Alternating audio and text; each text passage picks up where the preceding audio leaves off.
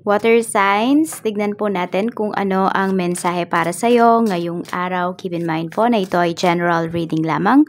So, hindi po lahat ay makaka-relate. So, be open-minded. Sa mga hindi pa po nakasubscribe dito sa ating channel, please subscribe na po kayo and palike na din po ng ating video. At sa mga nais pong mag-avail ng ating private readings, Lucky Stones and Amulet, makikita nyo po yung link sa description box below. Tignan natin kung ano po ang mensahe. Mensahe natin, Spirit Guide. We have, I'm obsessed with you.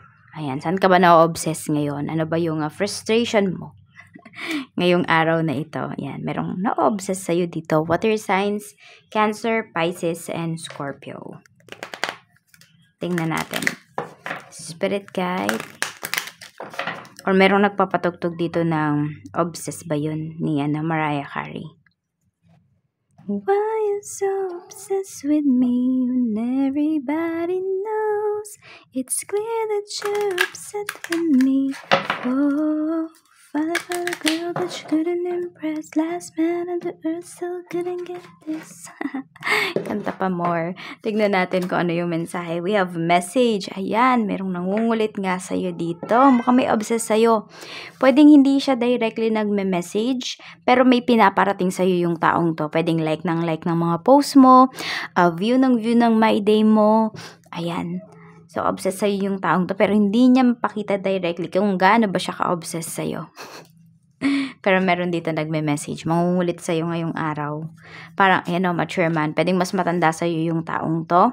Or baliktad, baka naman ikaw yung obsessed dito sa taong to. Or ikaw yung gusto mo talagang makausap yung taong to ngayong araw.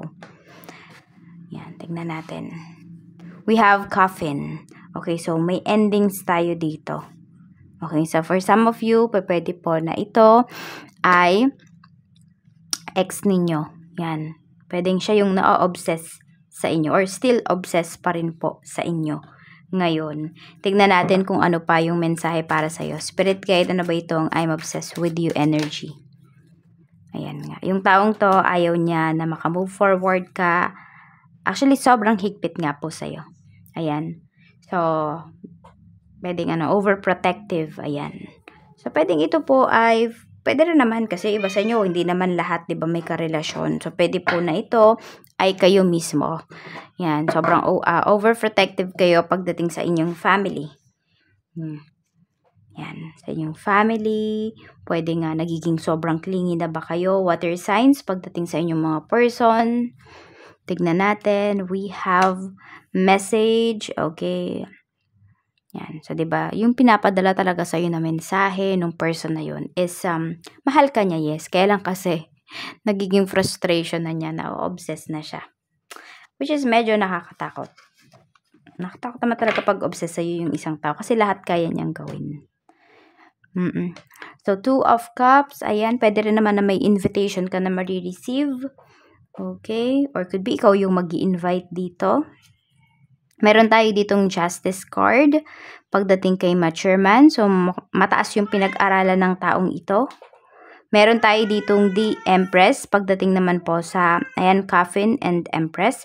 So, meron dito is yung matagal nyo ng paghintay. So, pwede po na gustong-gusto nyo na talaga na magkaroon ng anak for some of you. Ayan, or kaya naman nyo nararamdaman yung parang obsessed kayo sa isang bagay kasi po pwedeng ito. Yung iba sa inyo ay buntis. So, tignan po natin. So, parang hormonal imbalance, ganyan. Tignan natin.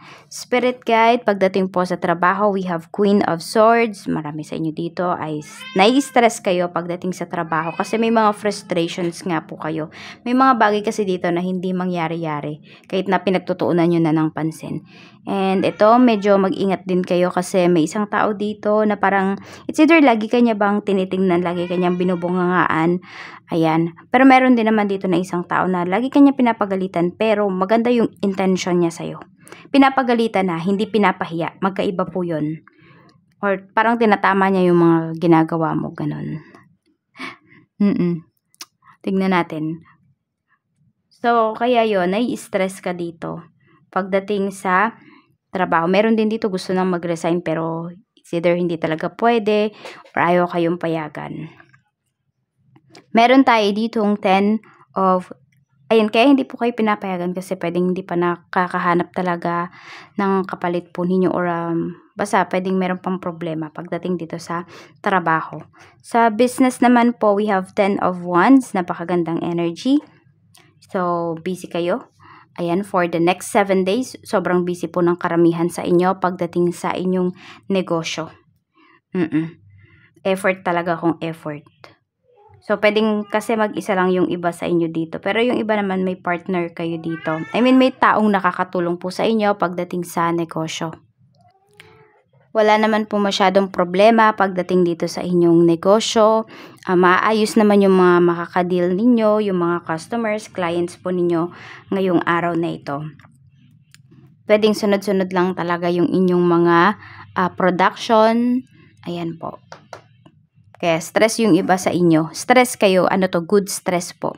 Yung ibibigay sa inyo ng inyong negosyo ngayong araw. Tignan po natin pagdating naman sa kaperahan. So, we have Queen of Pentacles. So, pwedeng pagdating sa relationship, pagdating sa bayaran, sa mga bills po is hati kayo. Very balanced po pagdating dito yung energy natin. Tapos, ito din, mukhang meron kayong bagong pagkakaabalahan, bagong aayusin ngayong week na ito. Or could be not this week, but could be today. Ayan po, meron ba kayong mga aayusin or dapat ayusin dito? Medyo mauubos po kasi yung oras ninyo. Yan. Tignan natin. So, pwede din na need nyo yata na may reviewin na kontrata dito. Meron po tayo ditong 10 of Cups. Ayan. So, wish fulfillment po ito. Oo, wish fulfillment. Actually, alam mo yung energy na nakikita ko dito. Kung may nawala sa life mo, meron ding babalik. Ayan. And mas magiging fulfilled ka pa dito.